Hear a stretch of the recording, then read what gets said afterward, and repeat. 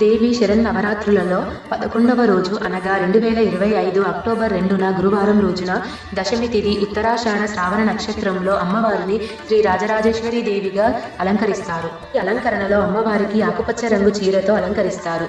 ఎర్రటి పుష్పాలు, సుగంధహరితమైన పుష్పాల చేత పూజ చేస్తారు. ఈ అలంకరణలో అమ్మవారికి పులిహోర మహా నైవేద్యంగా సమర్పిస్తారు. ఈ రోజున నిషేధించవలసినది గుమ్మడికాయ. ఈ రోజున అమ్మవారిని సప్తసతి స్తోత్రం, లలిత సహస్రనామంతో పూజించాలి. లేదా ఓం శ్రీ రాజరాజేశ్వరి మాత్రే నమః అనే శ్లోకంతో పూజించడం వల్ల చాలా మంచి జరుగుతుంది. శరన్నవరాత్రుల్లో అమ్మవారి చివరి అలంకారం రాజరాజేశ్వరి దేవి. భువన బ్రహ్మాండాలకు ఆరాధ్య దేవత. మహా త్రిపుర సుందరిగా పూజలు అందుకుంటుంది.